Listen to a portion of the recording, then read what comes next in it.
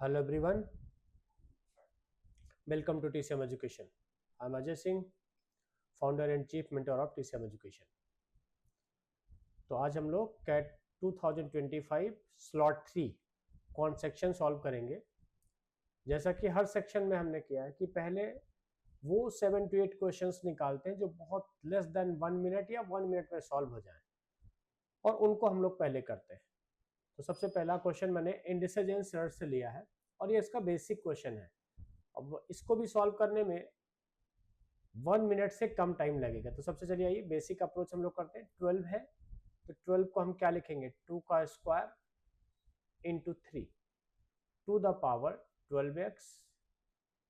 4 को 2 का square into 24x plus 12 into 5 to the power 2y। 8 को 2 का cube two the power 4z।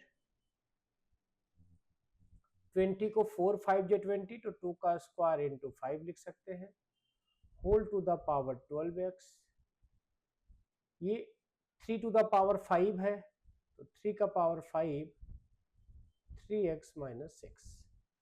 अब बेसिक हमारा रूल क्या है, पावर के ऊपर पावर है तो पावरों का मल्टीप्लाई होता है। तो ये हो जाएगा 2 to the power 24x 3 to the power 12x into 2 का power 48x plus 24 into 5 to the power 2i is equal to 2 power 12z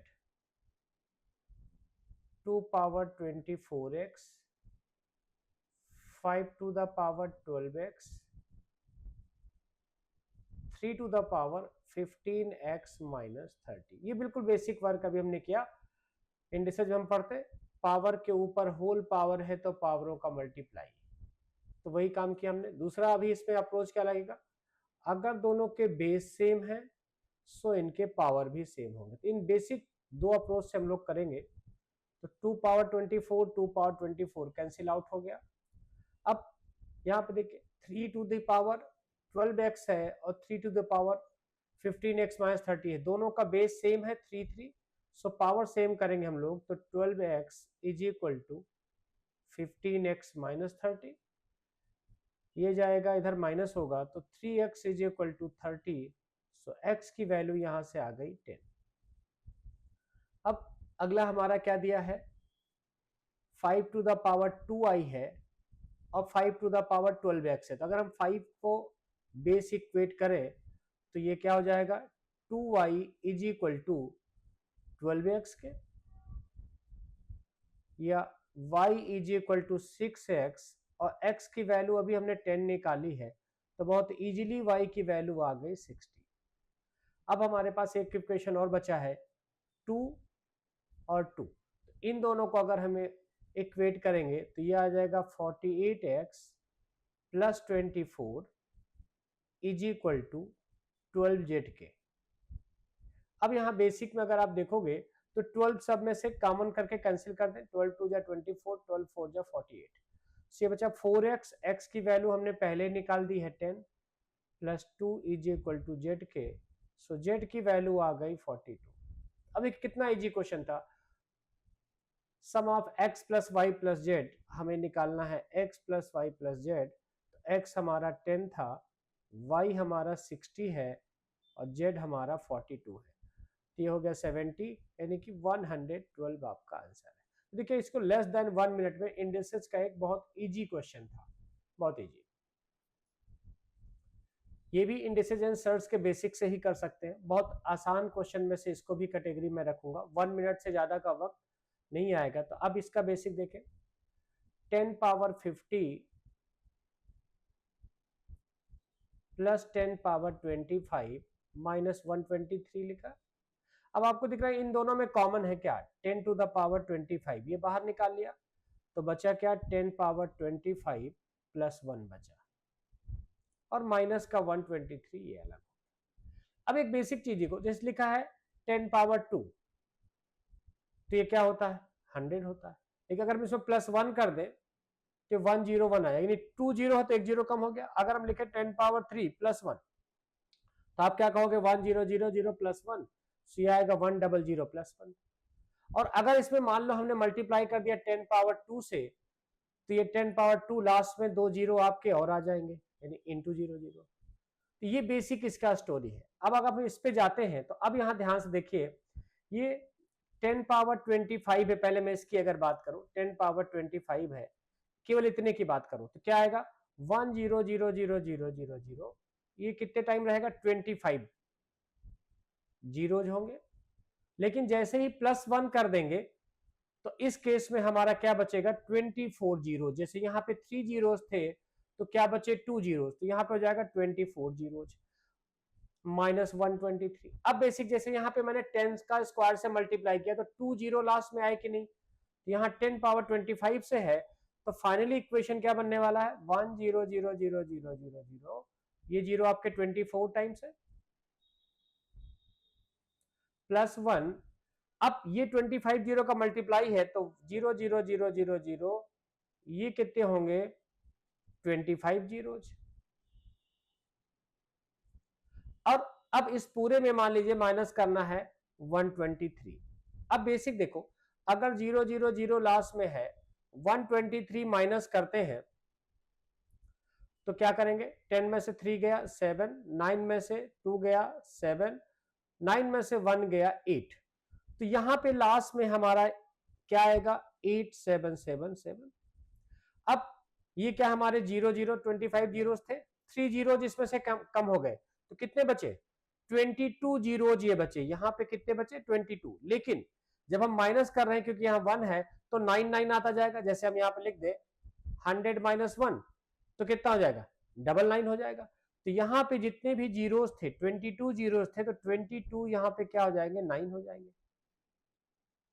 अब लास्ट में ये 1 खत्म हो गया और ये 00024 टाइम रहेगा और सिंगल क्या बचेगा 1। तो हमसे क्वेश्चन में पूछा क्या गया था सम ऑफ ऑल डिजिट्स। तो अब देखिए एक तो 1 हो गई हमारी डिजिट, 22 इंटू 9 करोगे तो 22 इंटू 9, 9 2 जा 18, 9 2 जा 18, 19, तो 198 हो गया, प्लस 7 प्लस 7 प्लस 8 यानी 8 plus 7 plus 7 sum of digit था। तो 7 7 14, 8 22, 22 2 ऐड करें 220 प्लस 1, सो ये पूरा सम ऑफ डिजिट हो रहा है 221। तो क्वेश्चन में हमें निकालना था सम ऑफ डिजिट। तो ये भी एक बहुत आसान इंडिसेस सर्च का क्वेश्चन था, तो इसका आंसर आएगा 221। अब देखिए next question ratio and proportion का सबसे इजीएस्ट क्वेश्चन है, बहुत नॉमिनल कैलकुलेशन है, थोड़ा बहुत हम लोग कैलकुलेशन में चाहेंगे तो कैलकुलेटर का यूज कर सकते हैं, अदरवाइज बहुत आसान क्वेश्चन है। तो क्या दिया है the ratio of number of coins boxes A and B, A और बी हमने ले लिया 17:7, 17:7, तो ए में कितने हो गए 17x, यहाँ पे क्या हो गए 7x। After 10 coins were shifted from A to B, तो ए से बी में जाएंगे तो इससे माइनस होगा और यहाँ पे प्लस होगा। तो कितने कॉइन्स जा रहे हैं 108, तो चलो लिख कर देते हैं 17x माइनस 108, 7x में ये प्लस हो जाएगा 108। Now ratio becomes 37/20। अब चाहे तो कैलकुलेटर यूज कर लो या डायरेक्टली कर लो, तो 20 का मल्टीप्लाई करेंगे तो 340x माइनस, अब देखिए मैं यहां से अभी मल्टीप्लाई नहीं करूंगा 108 इंटू 20 लिखूंगा, इज इक्वल टू 37 इंटू 7, 7 7 जा 49, 7 3 जा 21 प्लस 4 25 x प्लस 108 इंटू 37। अब ये यहाँ के माइनस होगा तो 260, पहले 60 माइनस करेंगे तो 40 40 80 और ये 59 है तो 81x आएगा। यहाँ पे 108 यहाँ जाएगा प्लस होगा तो कॉमन आ गया। अब इन दोनों को प्लस कर देंगे किसको 20 एंड 37 को, सो दिस इज 57। 9 9 जा 81, 9 1 जा 9 2 जा 3 3 जा 3 4 जा और 19 3 जा, सो x की वैल्यू आ गई 76। अभी तक यहाँ कोई कैलकुलेटर की भी जरूरत नहीं पड़ी है। अब अगर हम देखें a में, तो हमारा a में एक्चुअल क्या बचा 17x माइनस 108 की बात है, सो हम 17 की जगह में x की जगह में लिखेंगे 76 माइनस 108। तो ये कैलकुलेशन अब चाहें तो यहां से मैं कैलकुलेटर उठा लेता हूं और अब करेंगे तो ये लिखा है मेरा 17 इंटू 76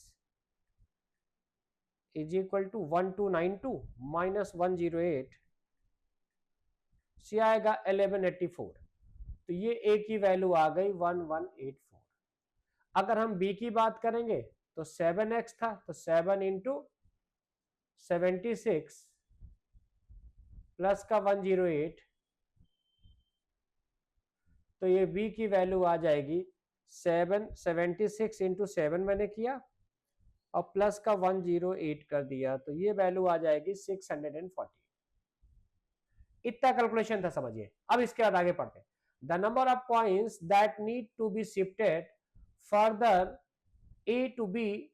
अब नंबर ऑफ पॉइंट्स फिर से शिफ्ट कर रहे हैं, तो हमने लेट कर लिया कि सपोज नंबर ऑफ पॉइंट्स आपने मान लिया कि y है, तो अब फिर से शिफ्ट करते हैं। तो a में कितना था 1184, तो 1184 माइनस y हुआ और इसमें जाके वही चीज प्लस होगी सेम पहले जैसा, तो plus y। Now ratio becomes 1:1, सो दोनों इक्वेट हो गया। तो यह आ गया 640 प्लस y 1184 माइनस y, तो ये 2y हो जाएगा।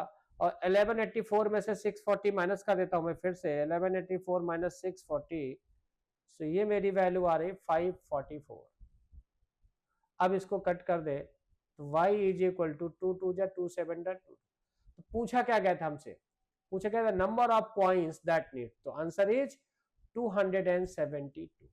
देखिए ये भी बहुत आसान क्वेश्चन था, बहुत कैलकुलेशन नहीं, आप ना भी कैलकुलेटर यूज करेंगे तब भी बहुत जल्दी हम लोग कर सकते हैं। बस अब देखिए एक चीज है, मैंने इस पेपर में देखा कि बच्चे बहुत शार्ट ट्रिक्स एंड लॉजिक्स में भागते हैं। अगर बच्चे का कॉन्सेप्ट क्लियर है और वो बेसिक कॉन्सेप्ट पे क्वेश्चंस को करता है, तो तीनों स्लॉट के क्वेश्चन मैंने सॉल्व किया, बहुत आसान थे। तो जब आप उसमें ज्यादा लॉजिक और शॉर्टकट ढूंढते हो तो आपका टाइम भी जाता है और गलत भी जाता है। ये तो बिल्कुल अब क्या कह सकते हैं, एकदम आसान से आसान लेवल का क्वेश्चन है। सिर्फ जो कहे वही करो, उठा के रख देना है, कुछ और करना ही नहीं। ये एवरेज का वेरी बेसिक क्वेश्चन है, बिल्कुल आसान। क्या दिया है, the average salary of 5 managers and 25 engineers rupees 60,000। तो क्या कह रहा है, 5 मैनेजर्स है, 25 इंजीनियर्स है, एवरेज। तो टोटल कितना हो गया, 5 प्लस 25 मिला के टोटल कैंडिडेट क्या हो गया 30। तो 30 इंटू एवरेज दिया है 60,000, या इसमें से आप थोड़ा कैलकुलेट करोगे तो यह आ जाएगा 18 इंटू 50, 1 2 3 4 5। ये इक्वेशन 1 बन गया हमारा। आगे क्या कह रहा है, if each of the managers receive 20% more salary. अब देखिए मैनेजर की सैलरी हमने m ली थी, तो 20% इंक्रीज होगा, दैट मीन्स 1.2, और कितने थे ये 5, तो ये करेंगे तो 6 मैनेजर्स हो जाएगा। तो यहाँ पे 6m प्लस आगे इंजीनियर्स रिमेन द अनचेंज, तो 25 थी तो 25 ही रहेंगे। ई है उनकी सैलरी तो ई कर दिया। अब आगे देखिए क्या, एवरेज 30 इंटू कितना है, इंक्रीज बाय 5%, तो अगर 5% इंक्रीज हुआ तो 105/100 इंटू 60,000, ये 00 कैंसिल हो गया। अब यहां से 6 3 जा 18, 18 का मल्टीप्लाई करोगे आप 105 में, तो 18 5 जा 90, तो 18 90,000। अब ये इक्वेशन 1 था, इक्वेशन 2 है, इक्वेशन 1 इक्वेशन 2। अब इनको सिंप्लीफाई करें तो देख कितना, इक्वेशन 2 में से इक्वेशन 1 को माइनस करते हैं, तो माइनस करेंगे ये कैंसिल हो गया, तो m इज इक्वल टू आएगा 6m में से 5 बन गया, 18 90,000 या 18 है तो हमारा क्या आ गया 90,000 आ गया। अब हमें फाइंड क्या करना था, the average salary in rupee of the engineers, engineer की निकाली, तो m की वैल्यू इक्वेशन 1 में रख दे, तो 5 इंटू 90,000 25 इंटू ई, देखिएगा बिल्कुल बेसिक है, इंटू ये है 18, 5 टाइम 0 1 2 3 4 5। अब 9 5 जो 45, 450 है, अगर 4 माइनस करेंगे तो 14 आएगा, 50 और 13 50, तो ये आएगा 25 इंटू ई 1350, 5 5 जा 25, 5 2 जा 5 7 जा, फिर 5 से कट करें तो 5 5 जा 25, 5 4 जा 20, सो 24,000 इंजीनियर्स की जो सैलरी है वो है 24। तो देखिए मुझे नहीं लगता कि इसको बिल्कुल बेसिक जिसने भी एवरेज का पढ़ा होगा तो इस क्वेश्चन को कर सकता था। ये वर्क एंड टाइम का क्वेश्चन है जिसको मुझे करने में 40 सेकंड से ज्यादा का वक्त नहीं लगा और किसी बच्चे का नहीं लगेगा क्योंकि बेसिक मेथड से इसको कर सकते हैं। तो क्या किया, the rate of water flow through 3 pipes A B and सी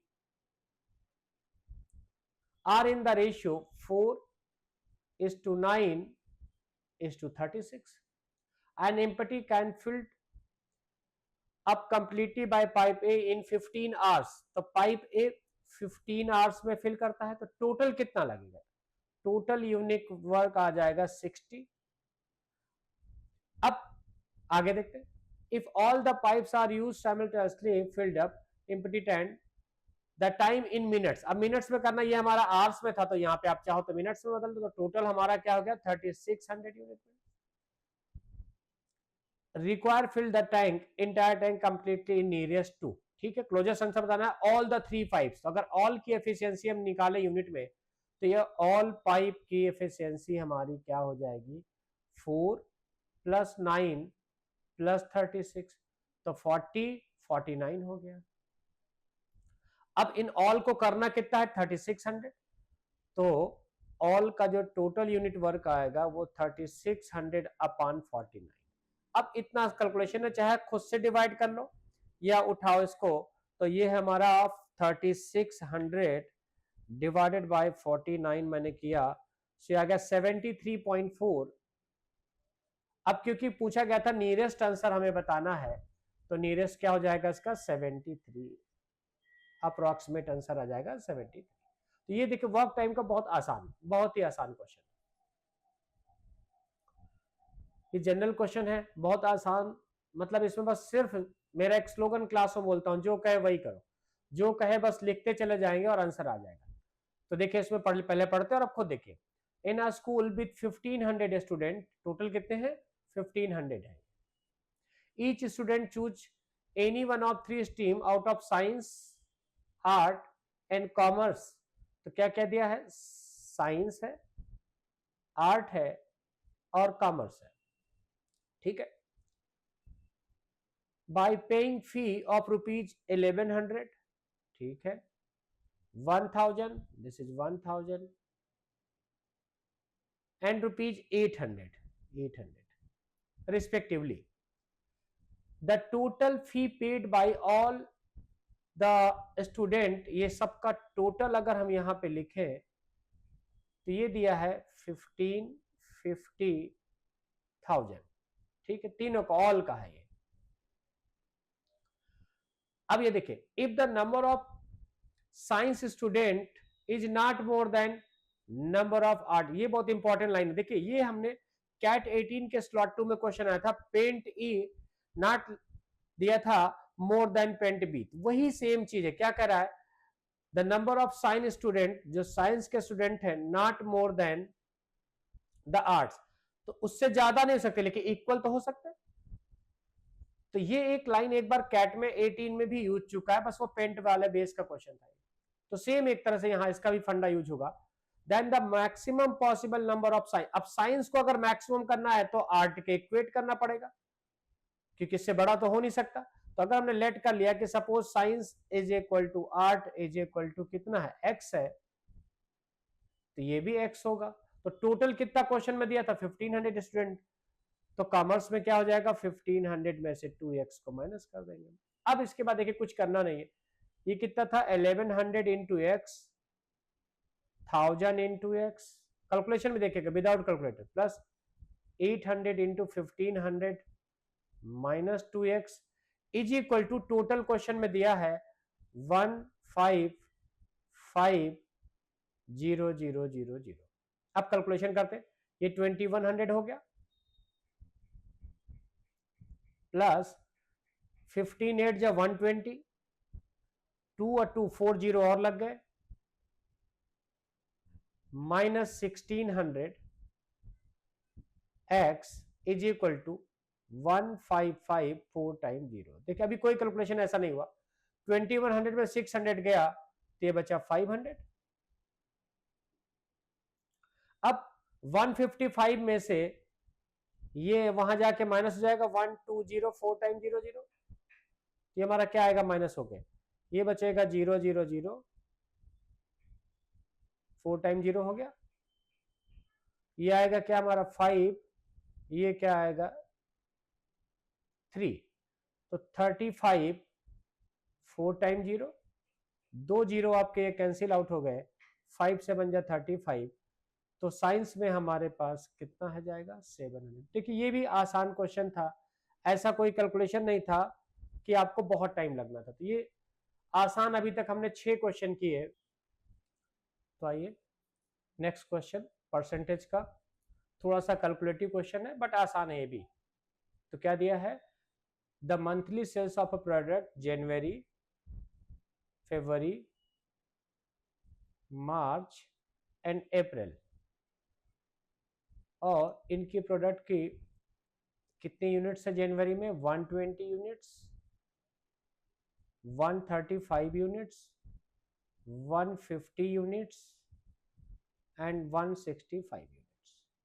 ठीक है, the cost price of a product for ₹240 per unit. अब अगर इनकी टोटल कॉस्ट दिया है, टोटल सीपी ये दिया है 240 पर यूनिट्स, तो अगर हम टोटल सीपी निकालें कि टोटल कॉस्ट प्राइस हमारा क्या आएगा, टोटल सीपी, तो आप क्या करोगे, सबको प्लस कर दो, 120 प्लस जनवरी से लेके अप्रैल तक का 135, 150 एंड 165, और इनकी कॉस्ट क्या है पर यूनिट 240 है, तो 240 से मल्टीप्लाई कर दें, तो ये हमारा टोटल वैल्यू आएगा। अगर हम इनको प्लस करते हैं तो ये आएगा क्या हमारा 120, ये मिला के हो जाता है हमारा 570, करके देख लें, 120 प्लस 135 प्लस 150 प्लस 165, ये आया 570 इंटू 240 करते हैं हम लोग, तो ये मिलता है 136800, ये टोटल कॉस्ट आ गई।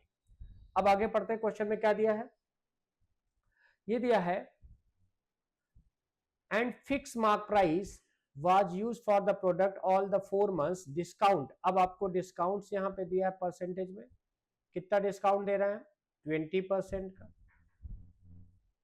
10% का एंड 5% का, were given on the mark price per unit January, February, March respective, while no discount were given in April। अप्रैल में कोई डिस्काउंट नहीं, एमआरपी पे ही सेल करेगा।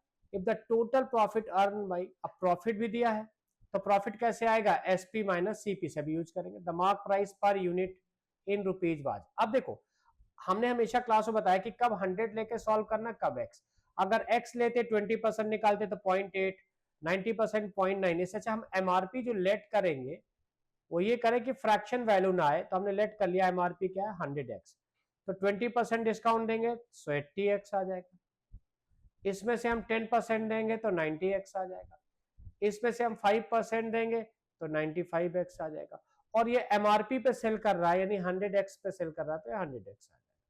अब टोटल एसपी निकालेंगे, टोटल एसपी की बात हो रही है, तो आप क्या लिखेंगे 120 into 80 plus 135 into 90 plus 150 into 95x, ये कैलकुलेशन था इस क्वेश्चन में इतना, 165 into 100x। So total SP अगर इसका हम करते हैं तो ये टोटल एसपी हमारा आ जाता है कितना, कर लेते हैं 120 इंटू 80, 120 इंटू 80 किया मैंने, plus 135 into 90 plus 150 into 95 into 95 plus 165 into 100, तो 165 इंटू 100, ये टोटल हमने निकाला तो 52,500। एक बार ये कैलकुलेशन आप लोग भी देख लेंगे, 52,500x तो क्या आ गया ये 52,500x आपका टोटल आ गया ये पूरा मिला के। अब देखिए एसपी माइनस सीपी को ही हम प्रॉफिट बोलते हैं। अब क्वेश्चन में देखते हैं एसपी अगर हमने सही कैलकुलेट किया है तो ये आ गया 52,500x माइनस सीपी हमने निकाला है 136,800 इज इक्वल टू क्वेश्चन में दिया है प्रॉफिट ये 138825। तो 52,500x इज इक्वल टू 138825 में से प्लस करेंगे 136,800। अब ये कैलकुलेशन फिर कर लेते हैं 138825 में से प्लस किया 136,800 तो ये वैल्यू आ गई 275,625 52500x। अब x हमें फाइंड करना है तो आएगा 275,625 अपान 52500 डिवाइड कर देते हैं 52500 से किया सो ये वैल्यू आ गई 5.25। अब एमआरपी आपने लेट क्या किया था 100x, हमारा निकला क्या है x। तो अगर हम 100x निकालेंगे तो हम क्या लिखेंगे 100 इंटू एक्स की वैल्यू क्या आई हमारी 5.25। सो इस क्वेश्चन का करेक्ट आंसर था 525। कैलकुलेटिव था नो डाउट, बट ये कहो कि टफ है तो वो मैं नहीं बोल सकता। नेक्स्ट क्वेश्चन इसका देखिए, ये वर्क एंड टाइम का क्वेश्चन है और ये भी आसान क्वेश्चन है और कैलकुलेशन कम है इसमें। Team A B and C consist of 5, 8 and 10 members। ये members हैं आपके,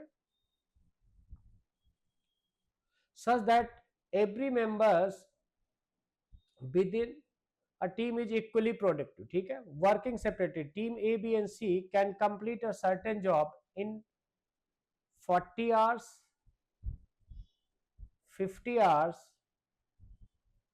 and 4 hours। so ये कितना यूनिट हो जाएगा 200, ये कितना हो जाएगा 400 और ये हो जाएगा 40। और अगर हम तीनों का इनका एलसीएम ले लें तो ये आ जाएगा 400 यूनिट वर्क। ये अभी तक बेसिक वर्क हमने किया बस। अब क्वेश्चन में देखिए क्या करते हैं। अगर बात करें ए की तो ये ए कितना यूनिट करेगा, आप बोलोगे 400 अपॉन 200 सो 2 यूनिट। बात करें बी की तो आप बोलोगे 400 अपॉन 400 सो 1 यूनिट। और बात करें सी की तो क्या करेंगे आप 400 अपॉन 40 सो 10 यूनिट्स। अब आगे पढ़ते क्वेश्चन में कहा क्या जा रहा है। 2 मेंबर्स फ्रॉम ए से कितने मेंबर्स है, ए से 2 मेंबर्स है तो 2a हो गया। 3 मेंबर्स फ्रॉम बी तो 3b हो गया एंड 1 मेंबर्स फ्रॉम सी तो सी से 1 मेंबर हो गया। Together start a job and the member from team C leaves after 23 hours. ध्यान देखिएगा सी ने छोड़ा है after 23 hours. The number of additional members from team B would be required to replace the member from C finish the job next 1 hour। ये important line है। तो उसके next 1 our की बात करा, दैट मीन्स ये दोनों 2a प्लस 3b ये 24 आवर्स तक वर्क किए 2a प्लस 3b और C ने हमारा 23 आवर्स किया। अब बात करें अगर इनकी टोटल यूनिट वर्क की तो ए कितना करता था 2 यूनिट तो 2 2 जा 4, बी कितना करता था 1 यूनिट तो 4 प्लस 3 7 यूनिट करेंगे। प्लस सी की बात करें तो 10 यूनिट्स कर रहे थे तो क्या करेंगे 10 इंटू 23 दिया गया 7 4 जा 28 168 प्लस 230। अब अगर इसको हम प्लस करेंगे 230 plus 168 so total work unit इनने किया 398 यूनिट। अब क्वेश्चन में क्या है, रिमेनिंग क्या बचा? रिमेनिंग हमारा बचा टोटल वर्क यूनिट हमने क्या लिया था 400, यहां पे फिर लिख देते टोटल यूनिट वर्क हमारा 400 यूनिट था। सो रिमेनिंग क्या बचा, 400 में से 398 माइनस कर दिया, सो रिमेनिंग बचा 2 यूनिट वर्क। अब क्वेश्चन क्या पूछा,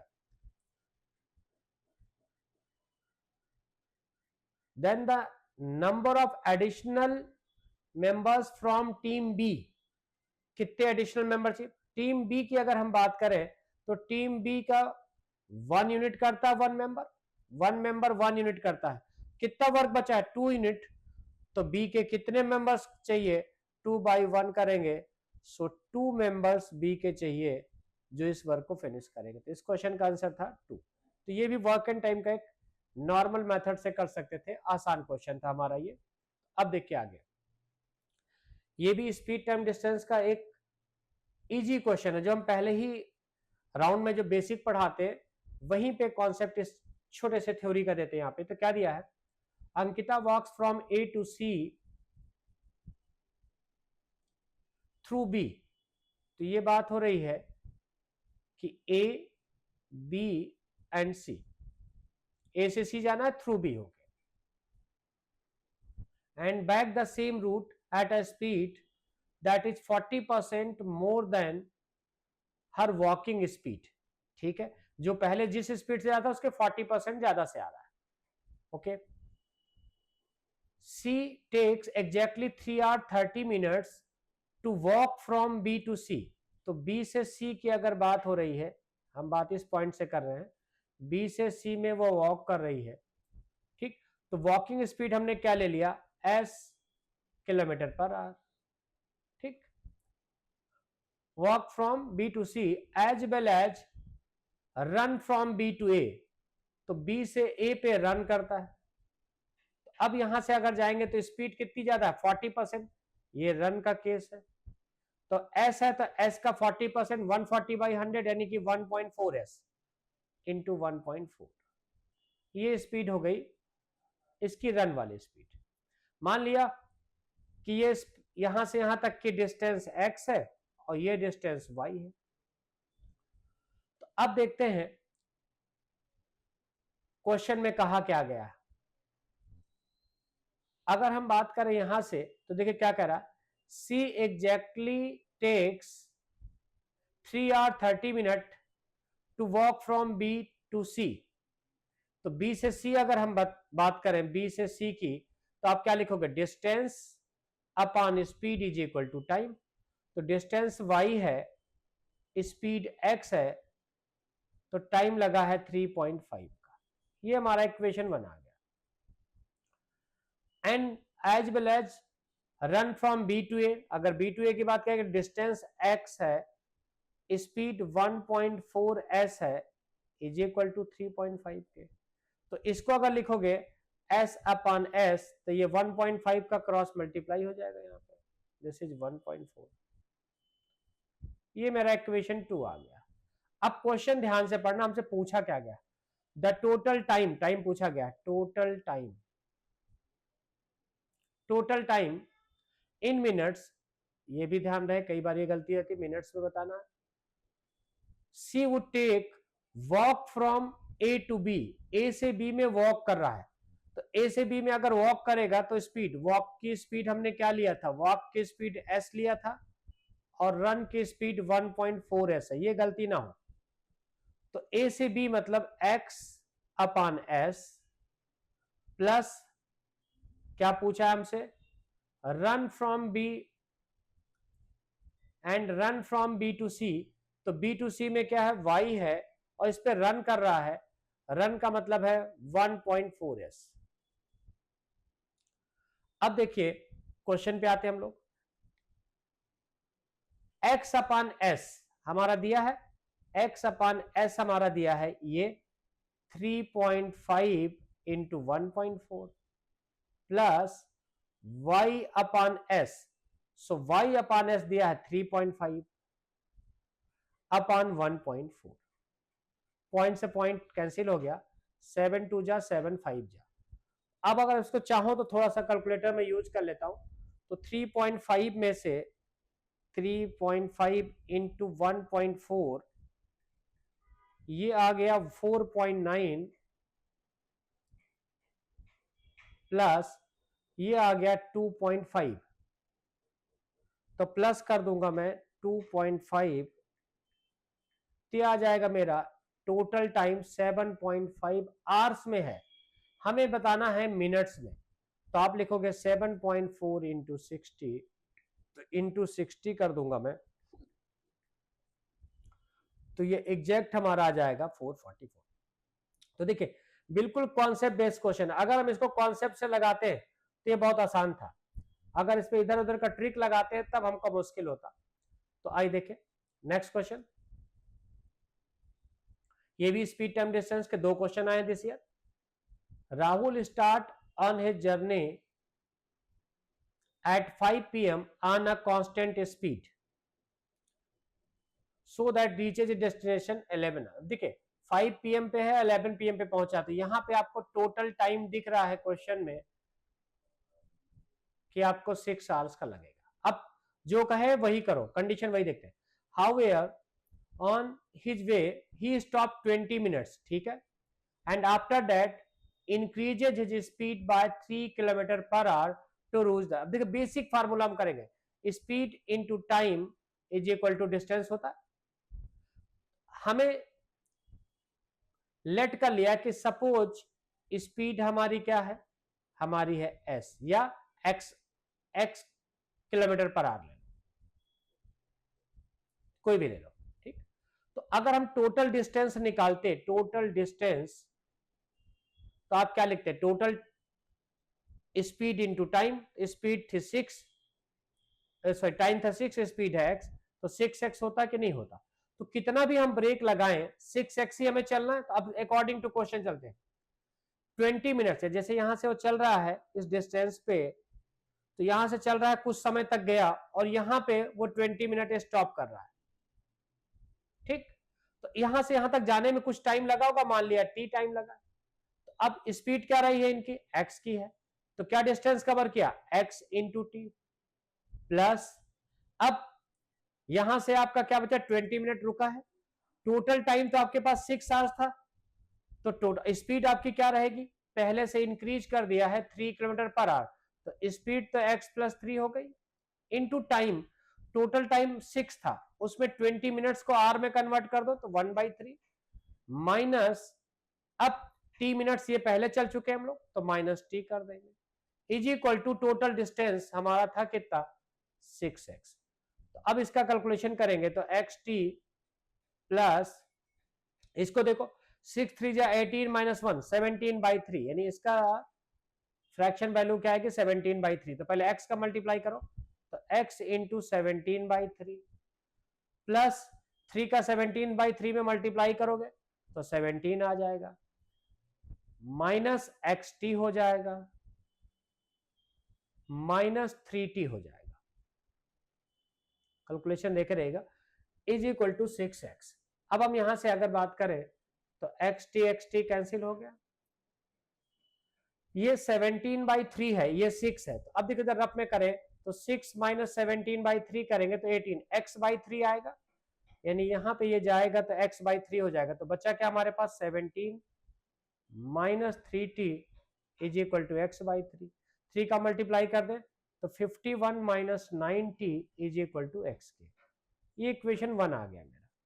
सेम इक्वेशन 2 हमें बनाना है फिर से, and after that he increases his speed 3 if he had stopped 10 minute मोर, देखिए लाइन फिर से 10 मिनट मोर, पहले कितने मिनट्स रुका था 20, 10 मिनट मोर मतलब 30 मिनट तक स्टॉप करें, he would have increased his by 5 kilometre per our. तो सेम वही मेथड, सेम ये चीज, तो पहले x गया, फिर यहाँ पे 30 मिनट स्टॉप किया t टाइम में, फिर आगे उसने, तो यहाँ पे भी वही चीज है x इंटू टी प्लस, अब स्पीड हो गई है x प्लस 5, टाइम आपके पास टोटल 6 था, इस बार 30 मिनट्स मतलब हाफ, तो -1/2 minus t is equal to, यहां पे भी 6x रहेगा, फिर से वही सेम कैलकुलेशन xt प्लस ये क्या हो जाएगा, 2 6 या 12, 11/2 आएगा। 11/2 में x का मल्टीप्लाई करेंगे तो 11x/2 माइनस xt 5, 11 5 या 55/2 माइनस 5t। मे भी कैलकुलेशन सही होगा क्योंकि विदाउट कैलकुलेटर ऐसे डायरेक्ट हम भी कर रहे हैं। तो ये क्या आएगा, xt से xt हमारा कैंसिल हो गया। अब देखो अगर 2 एलसीएम लोगे तो ये क्या आएगा, ये 2 एलसीएम लेंगे तो ये इधर होगा 11x minus 55 minus 10t is equal to 12x। ये माइनस हो जाएगा तो x, तो ये प्लस का 55 है, सॉरी, तो ये आ जाएगा हमारा क्या, x यानी कि 55 minus 10t is equal to x के।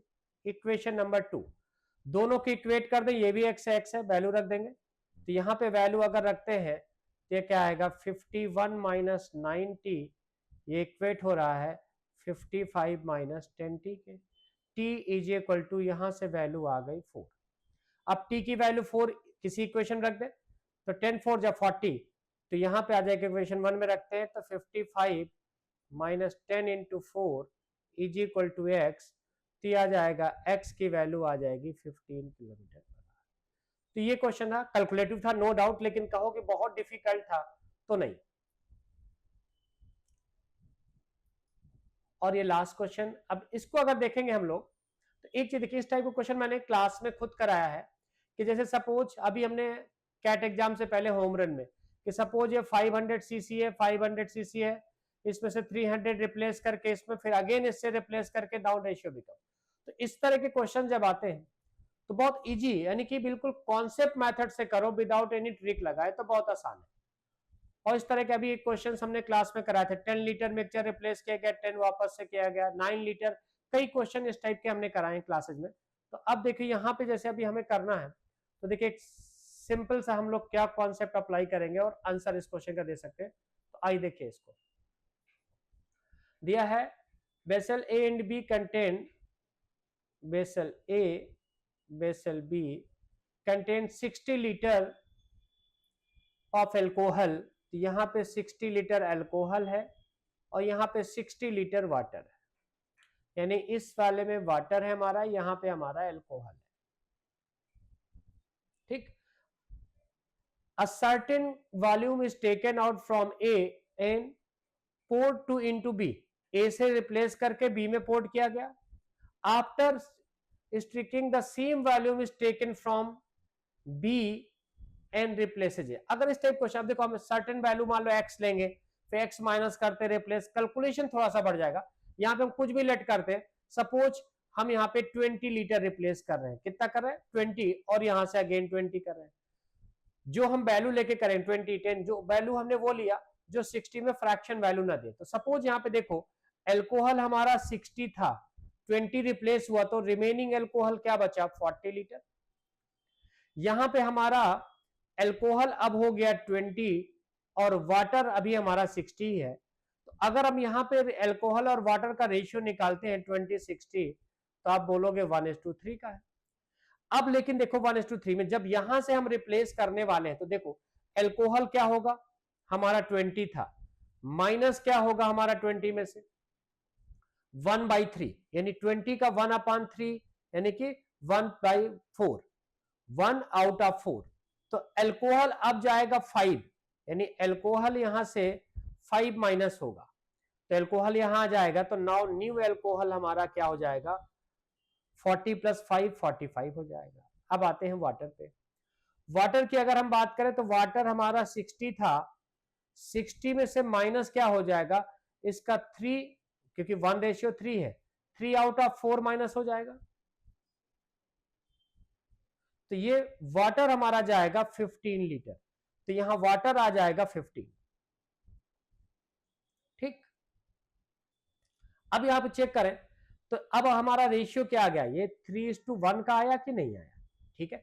अब यहां पे रिमेनिंग हमारे पास बचा क्या, ये 20 में से 5 गया है माइनस, 20 में से क्या माइनस गया 5, तो यहां पे अल्कोहल हमारा बचा 15 एंड वाटर हमारा 60 में से 15 गया तो वाटर बचा 45। तो यहाँ पे रेशियो क्या था हमारा 1:3 था, जो रिवर्स होके क्या हो गया 3:1। तो अगर हमारा रेशियो सर्टेन क्वांटिटी रिप्लेस की गई है 4:15 है, एक क्वेश्चन में दिया है 15:4, तो हमारा आंसर इसी का रिवर्स आएगा। जैसे ये 1:3 था 3:1 हो गया है, तो ये 15:4 जो हमारा था ये चेंज होके क्या आ जाएगा 4:15। तो यहाँ अगर हम वैल्यू लेके लगाते तो इजी होता, लेकिन अगर हम एक्स रिप्लेस करते तो क्वेश्चन थोड़ा सा कैलकुलेटिव क्या कॉम्प्लिकेटेड बन जाता। So correct answer is 4:15। So thank you so much, thank you. Hello everyone, welcome to TCM education. मैं सनी रजानी आपके साथ फिर हाजिर हूँ स्लॉट 3 के सॉल्यूशन के साथ। जैसा कि first part already sir discuss कर चुके हैं, अब बारी है सेकंड सेक्शन की। बेटा स्लॉट 3 के सेक्शंस में खास करके इस वाले पार्ट में क्वेश्चन कंपैरेटिवली थोड़े आसान थे। अगर कंपेयर किया जाए बाकी सेक्शन से तो क्वेश्चन थोड़े से इससे हमें आसान लगे। अब हम आपके साथ डिस्कस करते हैं चीजों को, तो आप भी देखिए कि हो सकता है शायद उस समय आपको टफ लगे हो, बट जब आप क्वेश्चन सॉल्व करेंगे तो आपको समझ में आएगा क्वेश्चन की जो वैरायटी थी वो कंपैरेटिवली थोड़ी सी इजी थी। चलिए स्टार्ट करते हैं। Start from question number 1। पहला क्वेश्चन एपी का क्वेश्चन है बेटा। In an arithmetic progression if the sum of the 4th 7th and the 10th term is 99 and the sum of the first 14 term is 497। एक बिल्कुल basic type का question है बेटा arithmetic series का, कि जिसने एपी का अगर फर्स्ट लेक्चर भी पढ़ रखा है तो वो तब भी वो इस क्वेश्चन को इजीली हैंडल कर सकता है। सिर्फ आपको इक्वेशन फ्रेम करके सॉल्विंग ही करनी है। तो चलिए इक्वेशन बनाना स्टार्ट करते हैं। 4th टर्म बोला है,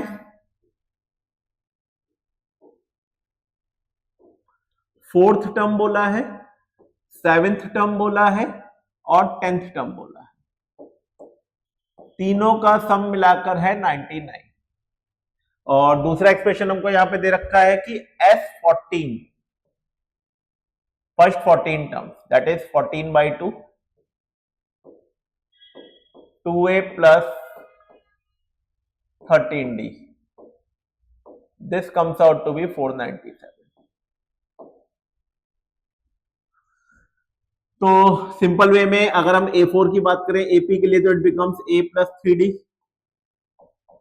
a plus 6d और a plus 9d।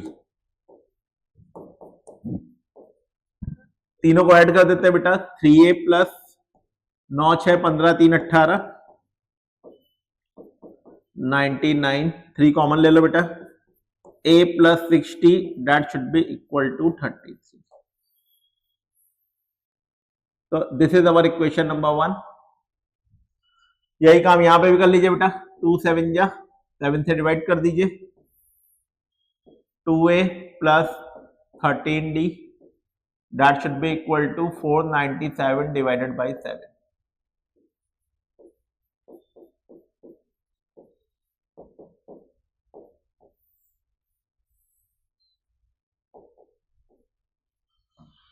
तो we have two equation, equation number 1 and equation number 2। Equation number 1 और इक्वेशन नंबर 2 को साइमल्टेनियसली सॉल्व कर लिया जाए तो a और d की वैल्यू डिफाइन हो जाएगी। चलिए बेटा इसको सॉल्व कर लेते हैं। This is 2a plus 13d that should be equal to 71। इसमें 2 से मल्टीप्लाई कर दो बेटा। 2a plus 12d that should be equal to 66। दोनों को माइनस कर दिया जाए। d is equal to 5। तो d की वैल्यू 5 अगर यहां पे पुट कर दिया जाए बेटा तो 6 5 जा 30, 33 minus 30, this comes out to be a is equal to 3। तो now we have the value of a and we have value of d। तो अपना a और d निकल आया। हमसे क्वेश्चन में सिंपली पूछा है सम ऑफ फर्स्ट 5 टर्म्स कितना होगा। तो अगर सम ऑफ फर्स्ट 5 टर्म्स की बात की जाए तो s5 is equal to 5/2 2a plus 4d 5/2। a की वैल्यू 3 है तो 3 2 जा 6, 4d, d की वैल्यू 5 है तो ये हो जाएगा 20। तो ये हो गया 5 into 26 divided by 2, 13 5 जा 65। तो the simple answer of this question is 65। तो फर्स्ट 5 टर्म्स का सम जो होगा वो 65 होगा। तो देखा जाए तो बहुत इजी क्वेश्चन था और हम उम्मीद करते हैं आगे के पेपर्स में आपको इसकी हेल्प जरूर मिलेगी। मतलब एपी का ऐसा पार्ट था जो बिल्कुल बेसिक से रिलेटेड था, तो अब आगे आपके जो भी एग्जाम्स बचे हैं उनमें इन चीजों का यूज रहेगा और इस टाइप के जो क्वेश्चन बन सकते हैं उनमें इन फॉर्मुलों का यूज करके आप सिंपली आंसर निकाल सकते हैं। तो इस टाइप का अगर क्वेश्चन आपको आए तो इसकी हेल्प से आप उन क्वेश्चन को भी हैंडल कर सकते हैं। चलिए move on to the next question. हाँ, this is a quite easy and good question, दोनों ही कहा जाएगा। मतलब ये क्वेश्चन इजी भी है और अच्छा भी है। एक्चुअली में इजी इसलिए है जिसको ये क्वेश्चन को देख के क्लिकिंग हो गई तो उसके लिए तो बहुत इजी है। अच्छा इसलिए है कि अगर आप नॉर्मल वे में इसको क्वेश्चन को सॉल्व करने में चले गए और इसमें आपने ध्यान नहीं दिया तो इसकी कैलकुलेशन आपको फंसा भी देगी। तो जैसे जो चीज हम आपको बताना चाह रहे हैं वो ये है कि अगर आपको ये चीज क्लिक करती है कि इसका नाम आप कुछ y रख लीजिए, एक्स स्क्वायर प्लस 3x को आप y रख लीजिए, तो अब क्वेश्चन बन गया fx is equal to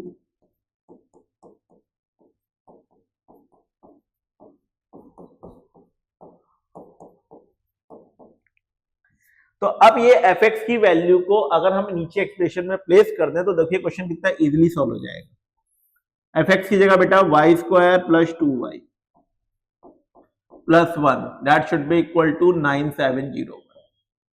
this comes out to be y plus 1 का whole square that should be equal to 9701। This comes out to be y plus 1 9701 y is equal to 9701 minus 1, this comes out to be 97। तो कुल मिलाकर जो हमारे पास value आ गई this comes out to be 9700। तो अब आपने कहा कि सर जो y की वैल्यू निकल आई जिसको हम लोगों ने यहाँ पे कंसीडरेशन में लिया था वो हमारी निकल के आ गई 9700। अब जैसे क्वेश्चन में आपसे पूछा है, हमसे कहा गया था कि find the sum of the all of real root, तो y हमने किसको माना था?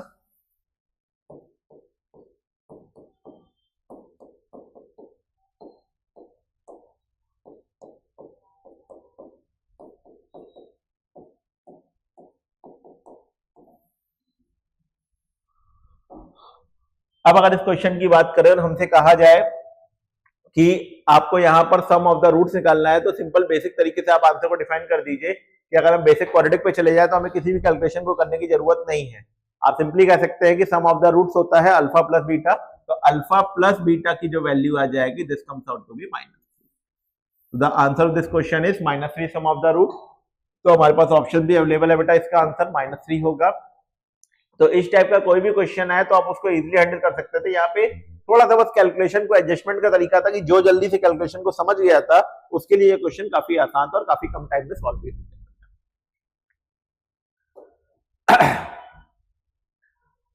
This is a good question, simple, सिर्फ लैंग्वेज का गेम है। आपको लैंग्वेज को समझना है और लैंग्वेज को समझ के ही क्वेश्चन को सिंप्लीफाई करना है।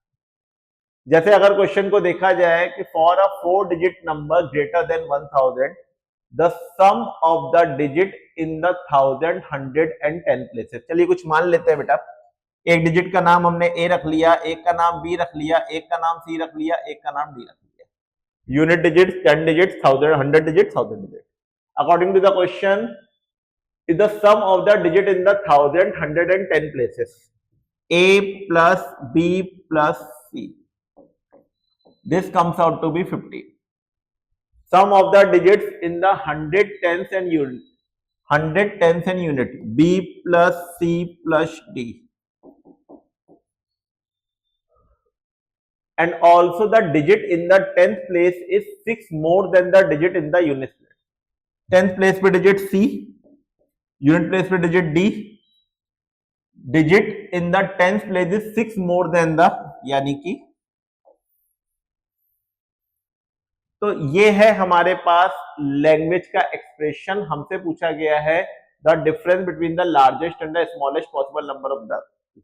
तो सिंपली आपको करना क्या है, अब इन इक्वेशंस को सॉल्व करके एबीसीडी पे जो पॉसिबिलिटीज बन सकती हैं उनसे आपको दो नंबर क्रिएट करने हैं, एक लार्जेस्ट और एक स्मॉलेस्ट। तो बस उसी पॉसिबिलिटीज पे हमें क्वेश्चंस को डील करना है। तो चलिए कैलकुलेशन में कैलकुलेशन करने का तरीका सीखते हैं। अगर हम वैसे देखेंगे तो वहां पर क्वेश्चन में बहुत सारे वेरिएबल है, तो थोड़ा वेरिएबल को रिड्यूस करते हैं। जैसे पहली इक्वेशन मैंने जज कर ली, c की वैल्यू है हमारे पास d प्लस 6। अब हम क्या कर रहे हैं, हर एक a b c को सबको डी के टर्म्स में लग रहे हैं और डी के टर्म्स में लिखने के बाद पॉसिबिलिटीज बना लेंगे कि क्या क्या पॉसिबिलिटीज बनती है। लाइक अगर हम यहाँ पे सी की प्लेस पे डी प्लस 6 रखा जाए तो यहां पर अगर सी की प्लेस पे डी प्लस 6 रखोगे तो ये बन जाएगा B plus D plus 6 plus T, that should be equal to 16। Shift कर दो बेटा इसको तो ये आ जाएगा b is equal to 10 minus 2d। तो ये बन गई हमारी इक्वेशन नंबर 2। अब आपने कहा एक हो गया क्वेश्चन नंबर 1, एक हो गया क्वेश्चन नंबर 2। अब आते हैं पहली वाली क्वेश्चन पे। हमें b भी पता है, हमें c भी पता है, b और c दोनों को रखो और यहां से a की वैल्यू डिफाइन कर दो। तो अब आपने कहा b और c दोनों को अगर रखा जाए तो b की वैल्यू है 10 माइनस 2d और c की वैल्यू है यहाँ पे d प्लस 6। तो ये बन गया अपना बेटा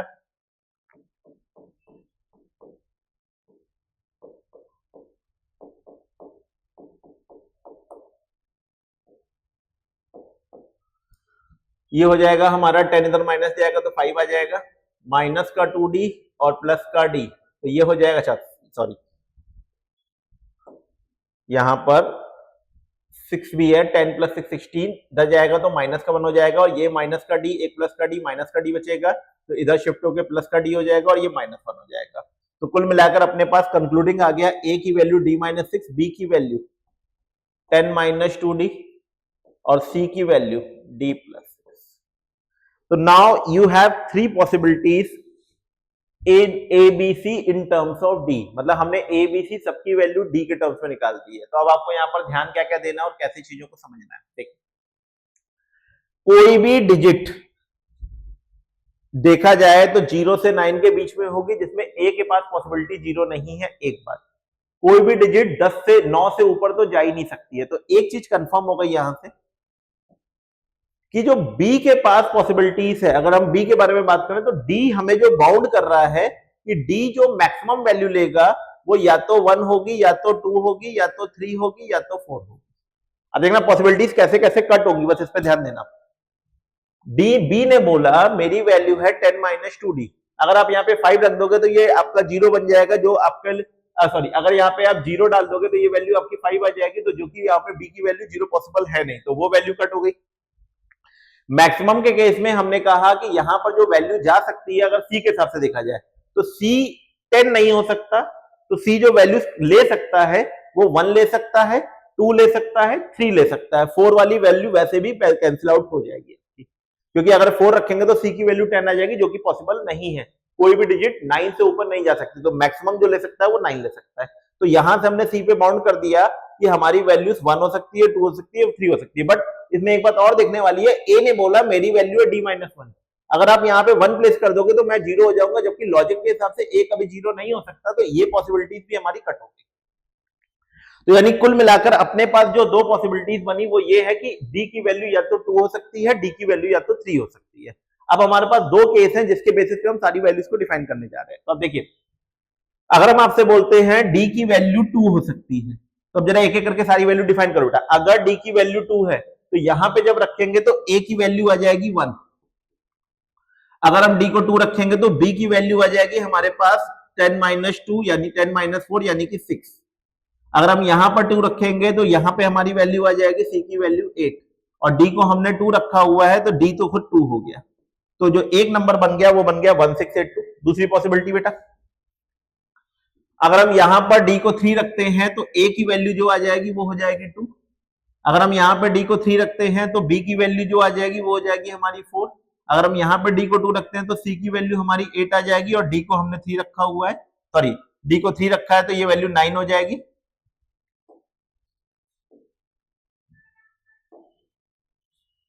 और d को हमने 3 रखा हुआ है तो एक नंबर ये बन जाएगा। तो कुल मिलाकर जो अपने पास नंबर्स बने, एक नंबर बना 1682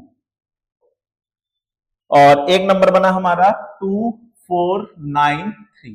तो अब उसने हमसे सिंपली इतना पूछा था the difference between the largest and smallest possible, तो 2493 में से 1682 को माइनस कर दिया जाए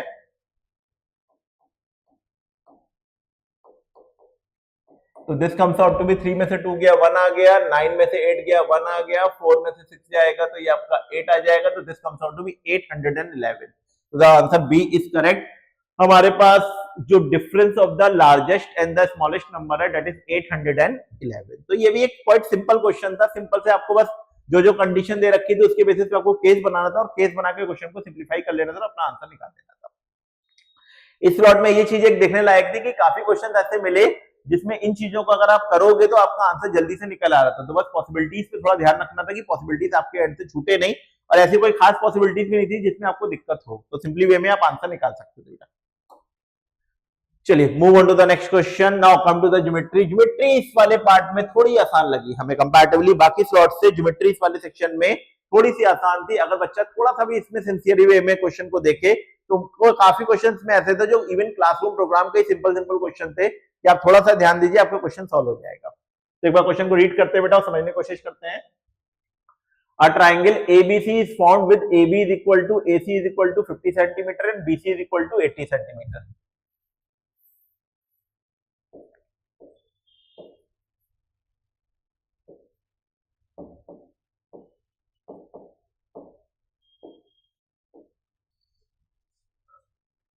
Find the length in centimeter of all the altitudes of the triangle ABC. मतलब बेसिकली हमको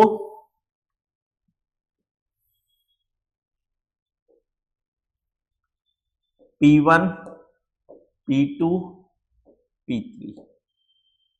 Finally, we have to find P1 plus P2 plus P3. ये है क्वेश्चन बेसिकली। तो अब आपने कहा कि सर क्वेश्चन में अगर एनालाइज किया जाए तो दो साइड्स इक्वल है, मतलब ये आइसोसेलेस ट्रायंगल है।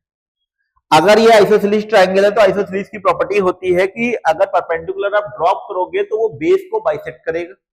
जैसे ही आपने इस चीज को पकड़ा तो काफी हद तक क्वेश्चन आपके हाथ में आ गया, क्योंकि कैलकुलेशन भी वही पुरानी वाली है जो नॉर्मली पाइथागोरस ट्रिपलेट्स के यूज में आती है। ये 40, ये 40। अब आप सोचिए AB की लेंथ है 50, BD की लेंथ है आपकी, BD की लेंथ है आपकी 40 और AD आपको निकालना है, तो सिंपली पाइथागोरस यूज कर दी जाए। तो AB square is equal to AD square plus BD square.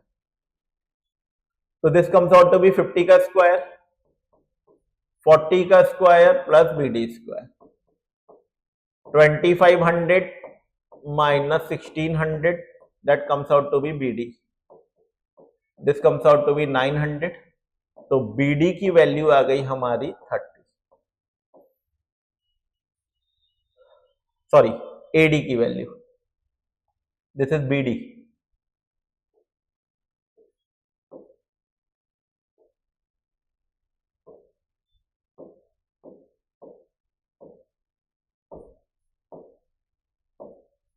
ये बेटा पहला ऑल्टीट्यूड P1 जिसकी वैल्यू हमने डिफाइन की उसकी वैल्यू आ गई हमारे पास 30। अब आपने कहा कि सर हमें P2 और P3 की भी वैल्यू निकालनी है, तो सिंपली आप इतना बोलिए कि अगर आपके पास ये ऑल्टीट्यूड आ गया और ये बेस पता है तो एरिया की अगर हम बात करें तो that is half into 30 into 80। This area of the triangle should be equal to half 50 into P2, half 50 into P3। आप देखिए बेसिक सी बात है बेटा, एरिया ऑफ ट्राइंगल कहीं से भी आप निकालेंगे तो जो एरिया ऑफ ट्राइंगल की वैल्यू निकल के आएगी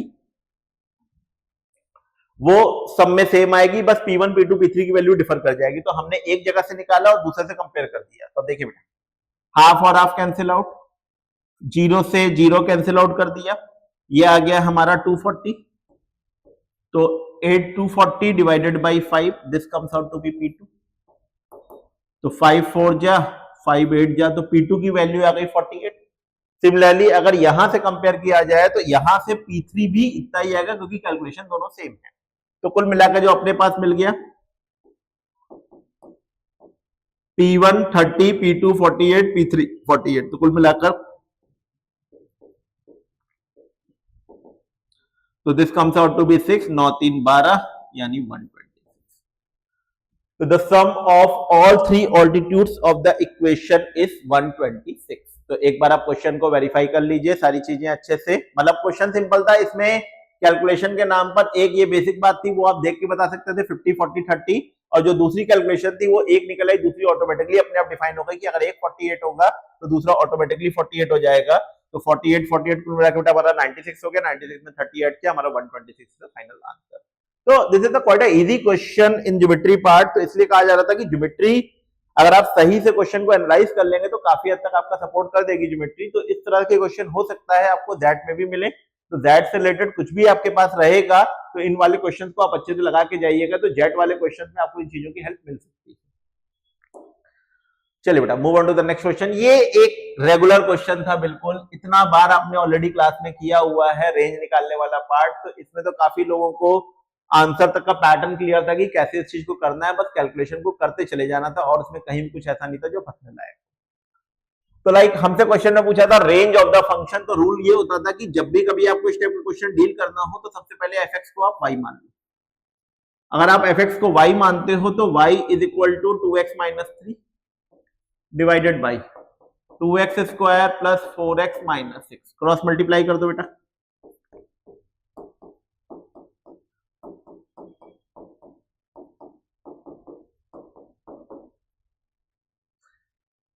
एक तरफ शिफ्ट कर लो सारी चीजों को, 2x square y minus plus 4xy minus 2x minus 6y plus 3 that should be equal to 0। अब इक्वेशन को क्वाड्रेटिक के प्रॉपर फॉर्म में लिख लीजिए, 2x स्क्वायर y प्लस इन दोनों में 2x कॉमन दिख रहा है बेटा, अंदर आ गया 2y माइनस 1, यहां वाले में 3 माइनस 6y, प्रॉपर वे में लिख दिया बेटा। अब क्वेश्चन में बोला गया है for all real values of x, मतलब x अगर रियल है तो roots of this equation is also real, that mean d should be greater than equal to 0। बस यही एक छोटा सा की पॉइंट है इस क्वेश्चन का कि जब सारे रियल वैल्यूज को लेता है तो d should be greater than equal to 0। तो d का मतलब हो गया बेटा b स्क्वायर माइनस 4ac, तो this comes out to be 4, 2y minus 1 का whole square minus 4y into 2 और c की वैल्यू हो गई 3 माइनस 6y।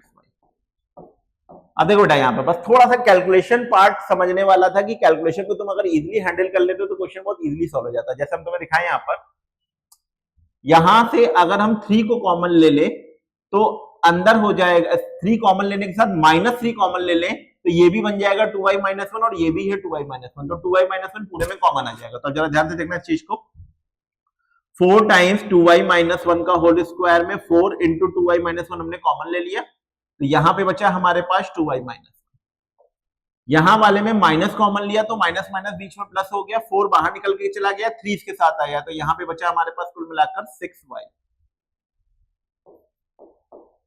तो finally we have 4 times 2y minus 1 और यहां पे आ गया 8y माइनस 1। नाउ अपना सिंपल सा वेवी कर्व चिड़ियाओं, तो चिड़ियाओं कहता है बेटा एक वैल्यू आ जाएगी 1/8, एक वैल्यू आ जाएगी 1/2।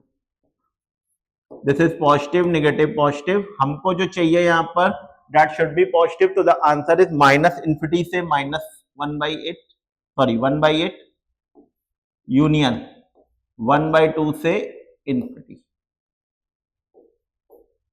तो finally answer that I have minus infinity से 1/8 यूनियन 1/2 से इन्फिनिटी। तो option number B is correct. Simply मतलब इस क्वेश्चन में कुछ भी दिमाग नहीं लगाना था, सिंपली आपको बस करते चले जा रहा था, रूटीन टाइप का क्वेश्चन था। ऐसे क्वेश्चन बहुत आपने ऑलरेडी क्लासरूम प्रोग्राम में किए थे, तो बच्चों को इस तरह का मेथड बिल्कुल क्लियर था कि ऐसा क्वेश्चन पूछा जाएगा तो हमको इसमें यही काम करना होता है।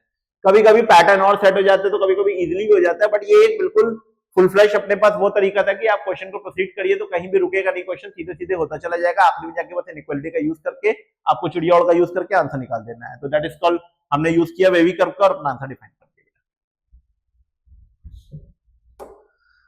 चलिए move on to the next question, again is a geometry question. तो क्वेश्चन में दे रखा है in triangle ABC, AB is equal to AC is equal to 12 centimetre, D is the point on the BC such that AD is equal to 8 centimetre. Again isosceles triangle का game है।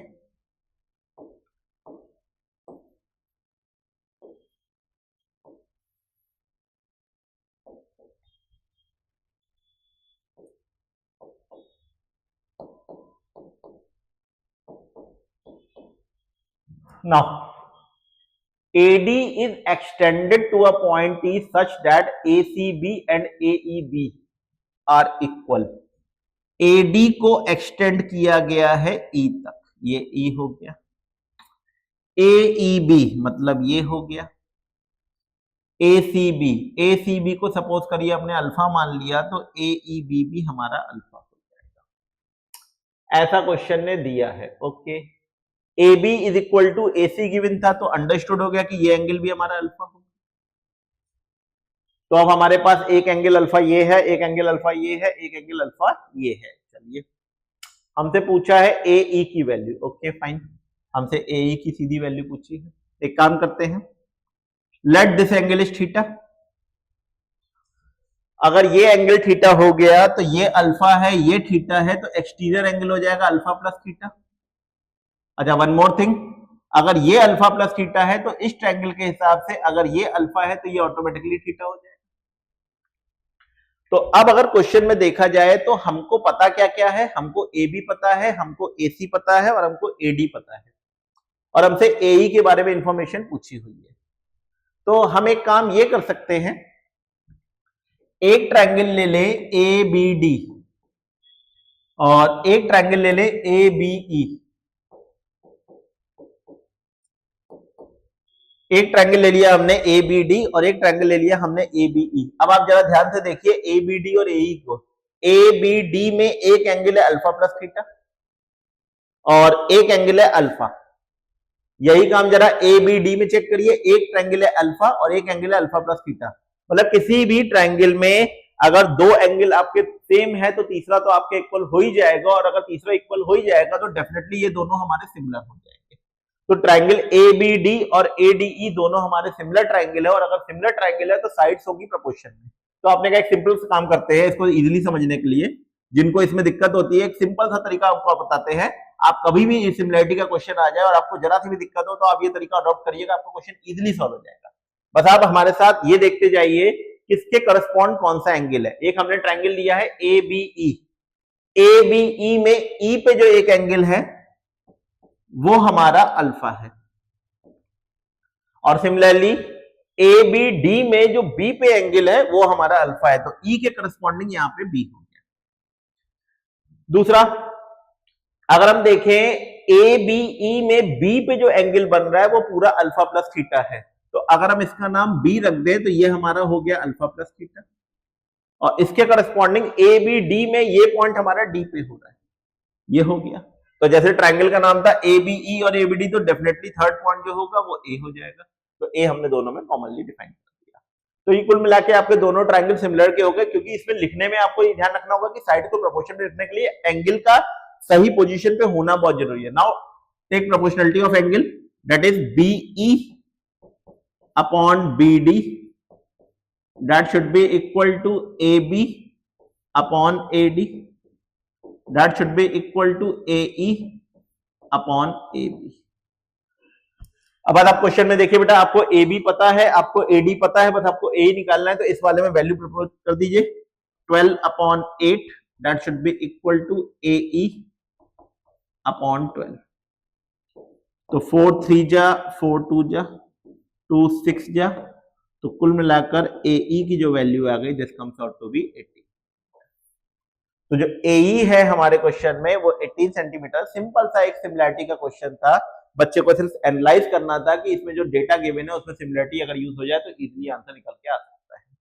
तो इस type के questions को करने के लिए आपको बस बेसिक थिंग ऑफ प्रोपोर्शनलिटी या सिमिलरिटी का लॉजिक क्लियर होना चाहिए। बस उसका लॉजिक के बाद ये जो ट्रायंगल बनाने वाला मेथड बताया, ये अगर आपको अच्छे से आता है तो उम्मीद करते हैं आगे के काफी सेक्शंस में आपको इन चीजों की हेल्प हो जाएगी। चलिए बेटा आगे बढ़ते हैं अगले क्वेश्चन पे। This is a normal log question. Log वैसे भी आपने ऑलरेडी काफी अच्छे से कर रखा है, तो हम समझते हैं ये लॉग का एक इजी सा क्वेश्चन था जो हर बच्चे के लिए करने लायक था, और आपसे इसमें सिंपली कुछ पूछा भी नहीं है, सिंपली इसने sum of all real possible values of x पूछा है कितनी होगी। तो क्वेश्चन को प्रोसीड करते हैं बेटा।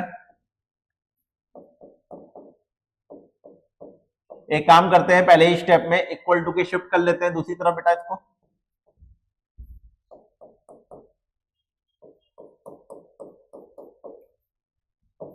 By the property of log, difference वाली चीज डिवाइड में,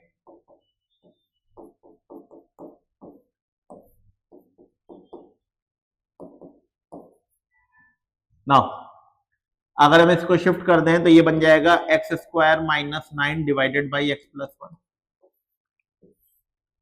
that should be equal to x minus 3 का होल स्क्वायर। सिंप्लीफाई कर लीजिए इसको बेटा, x minus 3 x plus 3 x plus 1 x minus 3 का होल स्क्वायर। एक एक्स माइनस 3 से x minus 3 cancel out. Actually में ये कटिंग इसलिए पॉसिबल है क्योंकि जो लॉग का कंसेप्ट होता है उसके अकॉर्डिंगली से जो बेस होना चाहिए वो ऑलवेज पॉजिटिव होना चाहिए और बेस कभी 1 नहीं होना चाहिए। तो x माइनस 3 पॉजिटिव वैल्यू है, वो 0 नहीं हो सकती, इसलिए हमने इस चीज को कैंसिलेशन किया है। थोड़ा ध्यान रखना, ये क्वेश्चन में आपको फंसा भी सकता है, तो प्रिपेयर रहिएगा चीज के लिए। ये कैंसिलेशन के पीछे हमारे पास लॉजिक था, क्योंकि बेस हमेशा पॉजिटिव होता है, इसलिए पॉजिटिव नंबर से पॉजिटिव नंबर को कट किया जा सकता है। Now we have the calculation x plus 3 upon x plus 1, that should be equal to x minus 3. So x plus 3 that should be equal to x minus 3 into x plus 1. Simplify कर दो बेटा इस चीज को, तो ये आ गया हमारा एक्स स्क्वायर माइनस का 3x प्लस का x यानी माइनस का 2x minus 3, that should be equal to x plus 3। Shift कर दो बेटा इसको, x square minus 3x minus 6, that should be equal. तो नाउ अपने पास इक्वेशन आ गई है। हमसे कहा गया है क्वेश्चन में कि इसमें से कौन कौन से जो आंसर्स होंगे उनका हमें सम बताना है। तो आपको ये चीज ध्यान रखनी होगी कि डोमेन जो होती है लॉग की, उसमें आपको इस बात को डिफाइन करना होगा कि जो भी आंसर होना चाहिए वो आपका 3 से बड़ा ही होना चाहिए, 3 से छोटा आंसर नहीं हो सकता है। तो अगर हम यहाँ पे श्रीधराचार्य लगाते हैं तो हमारे पास x की वैल्यू आ जाएगी 3 plus minus under root 33 divided by 2a यानी 2। 6 4 जा 24, 24 प्लस 9 33। मेरे पास प्लेस कम है इसलिए मैंने डायरेक्टली लिख दिया इस चीज को। तो अब इसमें एक आंसर आ रहा है 3 प्लस और एक आ रहा है 3 माइनस। जैसा कि आपने बोला कि डोमेन के अकॉर्डिंगली x हमेशा 3 से बड़ा ही होना चाहिए, जो 3 माइनस वाला आंसर है वो रिजेक्ट हो जाएगा। जो आंसर अपने पास बचा that is only x is equal to 3 plus root 33 divided by 2। तो एक ही आंसर हमारे पास आ रहा है, दूसरा आंसर आ ही नहीं रहा है, इसलिए हमारे पास क्वेश्चन में सिर्फ और सिर्फ एक ही आंसर एक्सेप्टेबल होगा, दैट इज 3 प्लस 33 अपॉन 2। तो एक लॉग का बहुत बेसिक सा क्वेश्चन था जिसमें आपको बस डोमेन का ध्यान रखना था कि डोमेन के अगर वहां पे कोई प्रॉब्लम ना क्रिएट करे तो सिंप्लीफाइड वे में आप इसको आंसर निकाल सकते थे।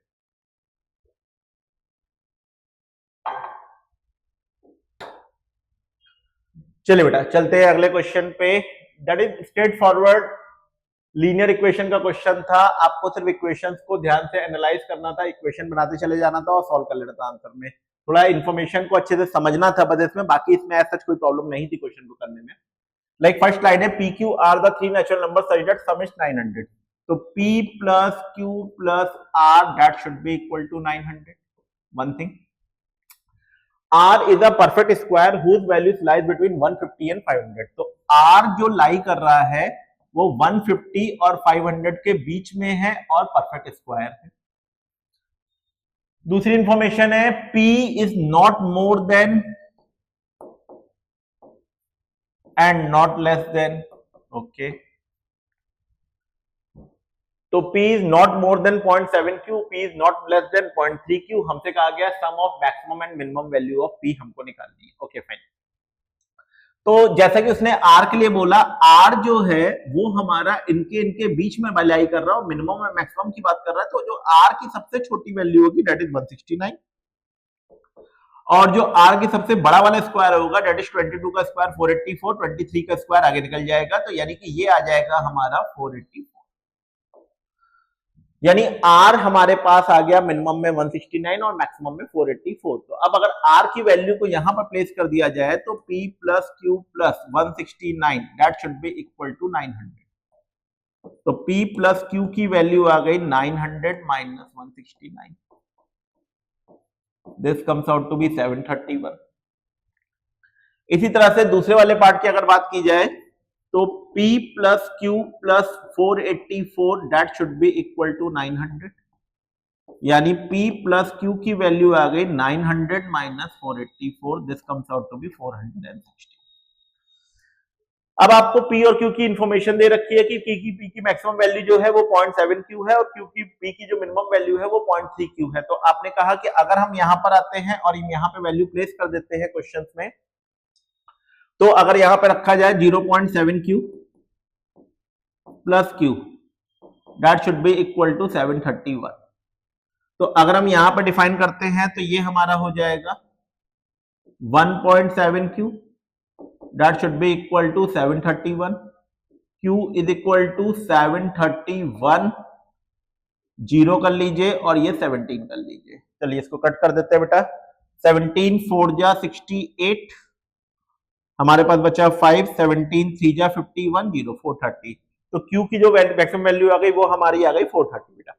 इसी तरह इस वाले पार्ट में अगर 0.3 Q पुट कर देते हैं यहाँ पर, तो ये बन जाएगा 0.3 Q plus Q that comes out to be 1.3 Q, this comes out to be 416, तो Q is equal to 416 divided by 1.3, point हटा के बेटा जीरो बढ़ा लो, 13 3 जा,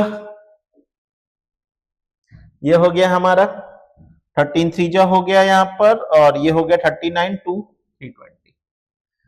तो यानी Q की जो मैक्सिमम वैल्यू आई वो 430, Q की जो मिनिमम वैल्यू आ गई वो हमारी आ गई 320। तो अब अपने पास जो इक्वेशन थी P plus Q plus R that should be equal to 900, तो आपने कहा उसको हमने रिजॉल्व करके दो पार्ट में कन्वर्ट कर लिया था।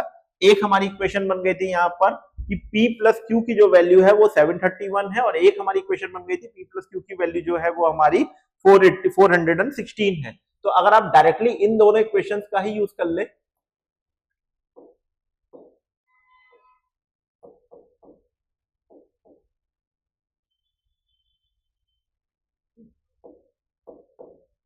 तो जब इस इक्वेशन को हमने सॉल्व किया था तो हमारी Q की वैल्यू 430 निकल के आई थी। तो यहां पर अगर हम 430 रख देते हैं तो P आ जाएगा 731 माइनस 430, तो this comes out to be 301। तो P की जो मैक्सिमम वैल्यू आ गई वो हमारी 301 निकल के आ गई। इसी तरह से अगर हम यहां पे पुट करते हैं Q की वैल्यू 320, तो Q की वैल्यू 320 यहां पे जब पुट किया तो P आ गया हमारा 416 माइनस 320, तो इसको माइनस कर दिया जाए तो this comes out to be 96। तो P की दो वैल्यूज आ गई, एक आ गई मैक्सिमम 301 एंड मिनिमम आ गई 96। तो ये हो गई 301 और ये हो गई हमारी 96। तो दोनों को अगर ऐड कर दिया जाए तो the final answer of this question is 390। तो the final answer of this question is 397। तो अगर सिंप्लीफाइड वे में बात करने की कोशिश की जाए तो क्वेश्चन में सिर्फ और सिर्फ कैलकुलेशन थी। कैलकुलेशन को थोड़ा सा आपको एडजस्टमेंट करना आना चाहिए था, मैक्सिमम मिनिमम को समझना चाहिए था, तो क्वेश्चन इजीली हमसे सॉल्व हो जाता है। चलिए move on to the next question. This is again a geometry question. This is the third geometry question in section. ABCD is a trapezium in which AB is parallel to DC and AD is perpendicular to AB and AB is equal to 3DC। देखिए दो information मिल रही है, एक तो perpendicularity की मिली और AB जो है वो DC का 3 टाइम्स है।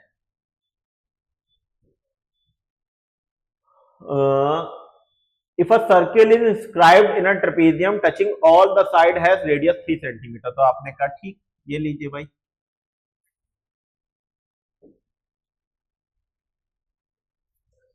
ये हमने एक सर्किल बना दिया जिसमें रेडियस जो दे रखी है वो 3 सेंटीमीटर दे रखी है। अब ये काफी कुछ क्वेश्चन वही आ गया जिस टाइप के क्वेश्चन आपने करते थे, ये वही क्वेश्चन के वैरायटी में आ गया है। तो अगर आप थोड़ा सा समझेंगे तो काफी इजीली क्वेश्चन को डील कर ले जाएंगे। तो क्वेश्चन को ध्यान से देखिए, बस वही कैलकुलेशन आपको करनी पड़ेगी जो आप जनरली इस टाइप के क्वेश्चन में करते हैं। सपोज कर लीजिए ये डिस्टेंस हमारी x है, तो अगर हम यहां से परपेंडिकुलर ड्रॉप कर दें तो ये डिस्टेंस भी हमारी x हो जाएगी। ये डिस्टेंस हमारी 3 सेंटीमीटर है जैसा कि क्वेश्चन में गिवन है, रेडियस है, ये भी 3 सेंटीमीटर है,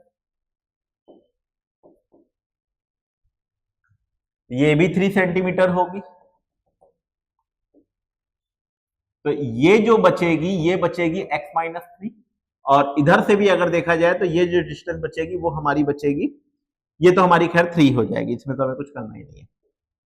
इधर आइए बेटा, टोटल 3x थी, इतनी x हमने यहां पर तोड़ी, यहां से यहां तक की टचिंग की अगर बात की जाए तो ये डिस्टेंस जो बनेगी वो हमारी 3x माइनस 3 हो जाएगी।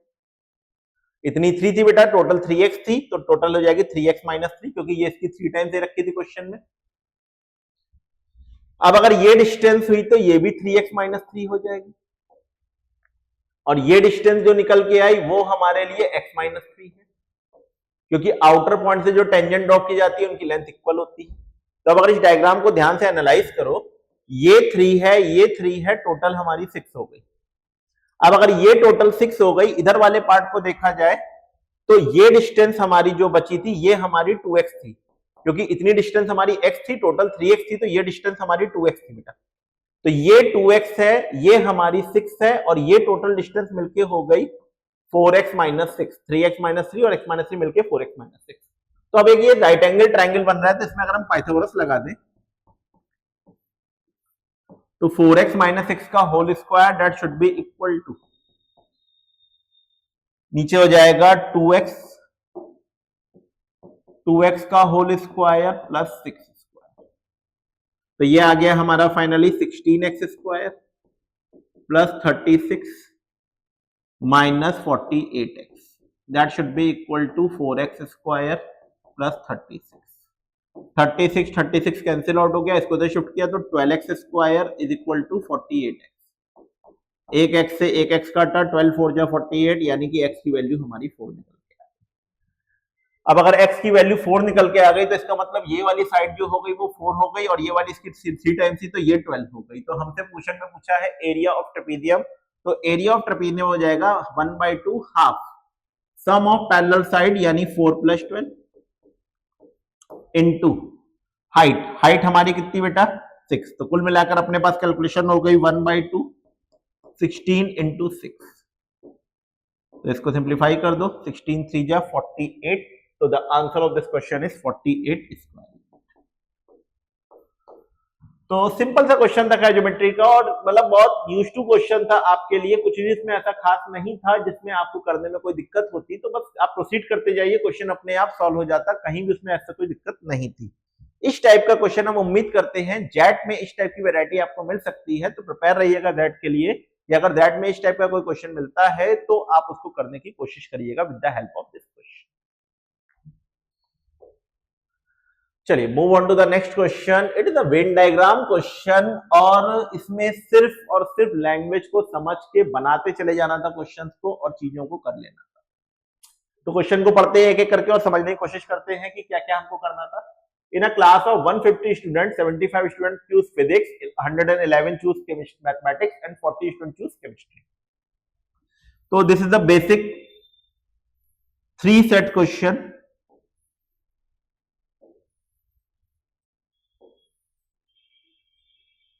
Physics, mathematics, and chemistry.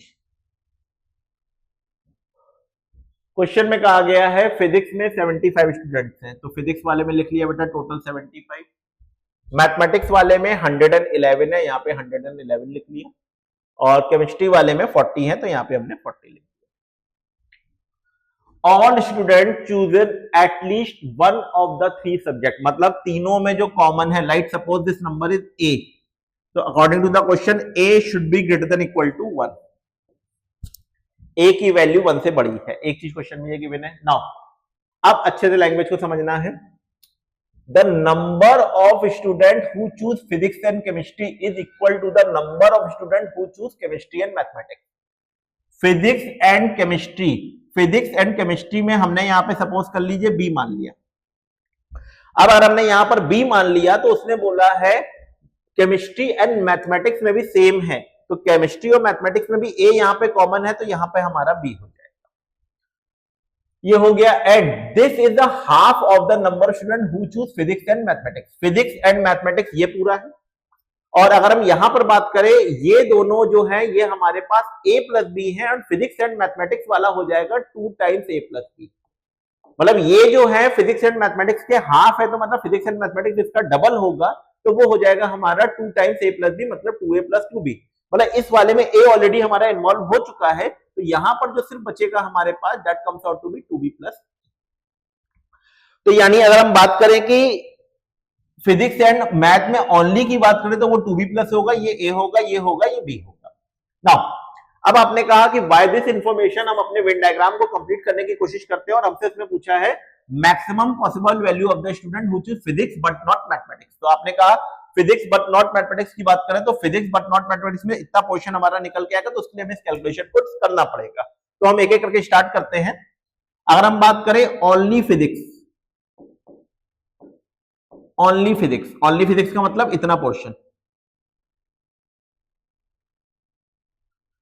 तो कलर चेंज कर देते हैं इसको। ओनली फिजिक्स का मतलब इतना पोर्शन, तो टोटल 75 में से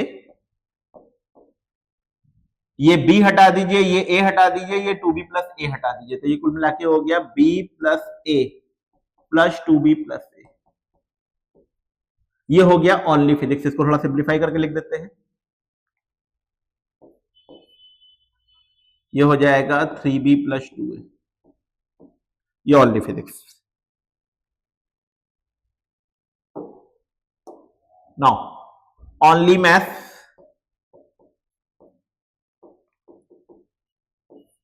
ओनली मैथ की बात करें तो यहां पर हमारे पास है 111 माइनस, इतने पोर्शन को माइनस कर दिया जाए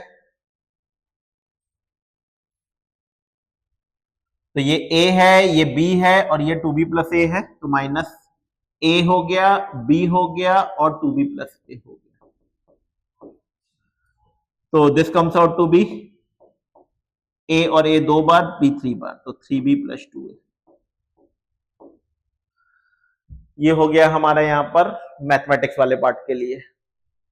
अब बात करते हैं ओनली केमिस्ट्री। तो ओनली केमिस्ट्री में अगर देखा जाए तो ओनली केमिस्ट्री के लिए हमारे पास ये a है, ये b है, ये a है, 40 में से माइनस कर देंगे।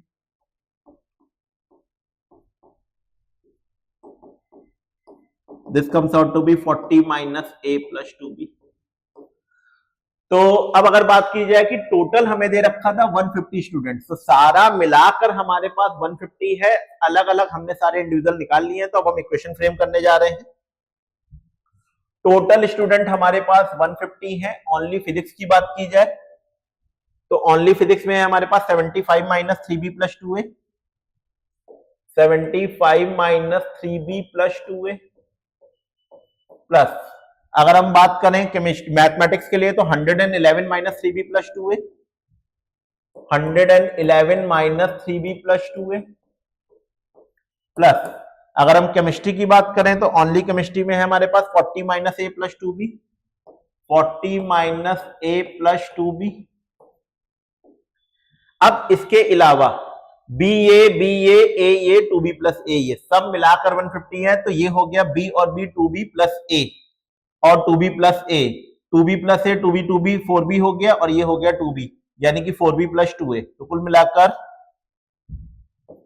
4b प्लस 2a और ऐड हो गया, that comes out to be 150। तो अब इसको थोड़ा सिंप्लीफाई करने की कोशिश करते हैं। 75, 111 एंड 40, 75 प्लस 40 ये हो जाएगा हमारा 7 4 125, 226, तो ये बन गया हमारा 226 माइनस, अब इधर आइए बेटा, माइनस का 3b प्लस 2a, माइनस का 3b प्लस 2a, माइनस का a प्लस 2b, माइनस का 3b, माइनस का 3b, माइनस का 6b और ये माइनस का 2b, ये हो गया माइनस का 8b, 2a आ गया, 2a आ गया, माइनस का 4a हो गया, ये 5a हो गया माइनस का, तो माइनस 5a हो गया plus 4b plus 2a, that comes out to be 150। तो ये बन गया हमारा कुल मिलाकर 4b में से 4b कट जाएगा, ये कट जाएगा, तो ये बचेगा हमारे का माइनस का 4b और माइनस का 3a और इधर आ जाएगा 226 and that comes out to be 150। तो 4b plus 3a that comes out to be 226 minus 150, this comes out to be 76। तो एक इक्वेशन हमारी तैयार हो गई 4b plus 3a that should be equal to 76।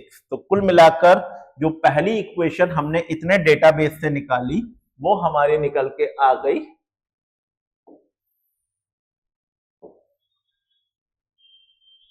4b plus 3a that should be equal to 70। चलिए ये हो गई एक बात। अब पॉसिबिलिटीज की बात करते हैं। क्वेश्चन में हमें निकालना क्या है, तो क्वेश्चन में हमसे पूछा था the number of student who choose physics but not mathematics. अब डायग्राम को ध्यान से देखिए, फिजिक्स तो चूज करे बट मैथमेटिक्स को ना चूज करे। तो हमको फिजिक्स को लेना है मगर मैथमेटिक्स वाले पार्ट को हमको यहां से एलिमिनेट करना है। तो ओनली फिजिक्स के जो पार्ट थे वो थे हमारे ये, उसमें हमको इस बी को एडअप करना है। तो इस b को अगर हम एडअप करेंगे तो 75 माइनस 3b प्लस 2a में हम b को ऐड कर देंगे तो हमारे पास जो डेटाबेस तैयार हो जाएगा फिजिक्स बट नॉट मैथमेटिक्स। तो ओनली फिजिक्स से हमारे पास 75 माइनस 3b प्लस 2a, और जैसा कि आपने बोला कि उसमें हमको b एडअप करना पड़ेगा क्योंकि वो केमिस्ट्री का पार्ट है, तो प्लस b कर दीजिए इसमें बेटा। तो कुल मिला के आ गया आपके पास 75 minus 2b plus 2a, bracket close कर लीजिए। माइनस का 3b प्लस का b, माइनस का 2b बचेगा, तो 2 कॉमन ले लें तो 75 माइनस 2 टाइम्स a प्लस। तो that we have to find, ये हमें फाइंड करना है और ये हमें गिवन है। तो अब हमको पॉसिबिलिटीज बनानी है और पॉसिबिलिटीज बनाकर a और b की वैल्यू डिफाइन कर देना है, जिसमें हमको ये पहले से पता है कि a ऑलवेज 1 से बड़ा है। तो अब आपने एक तरफ से शुरू किया कि चलिए हम वैल्यू स्टार्ट करते हैं कि अगर हम a को 1 डालते हैं तो a और b दोनों ही इंटीजर है, नंबर ऑफ पर्सन से तो इंटीजर ही रहेंगे। तो a को अगर हम 1 डालते हैं तो ये 73 आ जाएगा b की वैल्यू, जो कि पॉसिबल नहीं है क्योंकि b 73/4 एक फ्रैक्शन वैल्यू हो जाएगी। a को अगर हम 2 डालते हैं तो 3 2 6 हो जाएगा, 70/4 आ जाएगा, ये भी हमारा इंटीजर नहीं है। a को हम 3 डालते हैं तो 73 माइनस 9 हमारा 67 आ जाएगा, जो कि ये भी पॉसिबल नहीं है। a को जब हम 4 डालते हैं तो हमारे पास एक वैल्यू आती है 12, क्योंकि 76 में से 12 को माइनस किया तो 64 आया और 64 4 से डिविजिबल है, इसलिए b की जो वैल्यू निकल के आई हमारे पास वो आ गई 60। अब जैसा कि आपको याद होगा हम लोगों ने लीनियर इक्वेशंस में पढ़ा था कि जब हमें नंबर ऑफ सॉल्यूशंस निकालने होते हैं और इस तरह का प्राइम नंबर्स के या कोप्राइम नंबर्स के बीच में रिलेशन होता है तो इनके जो कोफिशिएंट्स होते हैं वो आपस में इंटरचेंज करके स्टेप्स को बढ़ाते चले जाते हैं। लाइक जैसे अगर आपने कहा अगला हम a की वैल्यू को क्या डिफाइन करें, तो इसका कोफिशिएंट अगर 4 है, इसका कोफिशिएंट अगर 3 है, तो a जो होगा वो 4 से जंप करेगा, b जो है वो 3 से कम होगा। तो यानी a की अगली वैल्यू मिलेगी 8 और b की जो वैल्यू मिलेगी वो मिलेगी 13। अगले वाले में a की जो वैल्यू मिलेगी वो 12 मिलेगी और जो b की वैल्यू मिलेगी वो हमें 10 मिलेगी। अगले वाले में a की जो वैल्यू मिलेगी वो हमें 16 मिलेगी और b की जो वैल्यू मिलेगी वो हमें 7 मिलेगी। तो मतलब a वाला 4 से और b वाला 3 से कम होता चला जाएगा। तो अब हमसे क्वेश्चन में पूछा गया था find the maximum possible values. तो मैक्सिमम निकालने के लिए a प्लस b को डेफिनेटली यहां पर मिनिमम होना पड़ेगा। तो अगर हम पेयर को ध्यान से देखें तो इसमें जो a प्लस b निकल के आ रहा है वो हमारा 20, इस वाले में 13 8 21 आएगा, इसमें 22 आएगा, इसमें 23 आएगा, यानी जो सबसे मिनिमम वैल्यू निकल के आ रही है a प्लस b की वो 20 है। तो अगर हम यहां पे पुट करते हैं तो 75 minus 2 into 20, this comes out to be 75 minus 40, this comes out to be 35।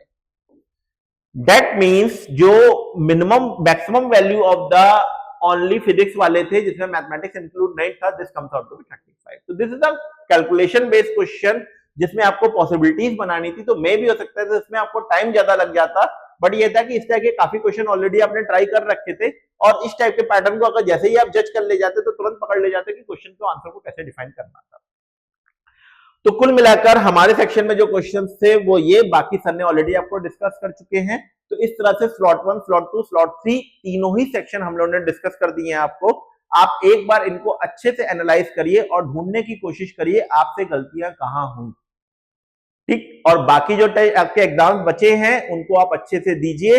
अगर आपको मौका मिलता है, कहीं पे अच्छा रैंक मिलता है तो डेफिनेटली आप प्रोसीड करिए आगे, और अगर नहीं होता है तो इन गलतियों के साथ अपने एनालिसिस को इंप्रूव करते हुए, चीजों को ध्यान से देखते हुए फिर से आगे एक बार कोशिश करिए, शायद आपका अच्छा हो जाए कुछ। Thank you very much from my side. और अगर आपने अभी तक सब्सक्राइब ना किया हो, लाइक ना किया हो, तो एक बार लाइक और सब्सक्राइब भी कर दीजिएगा। Thank you very much.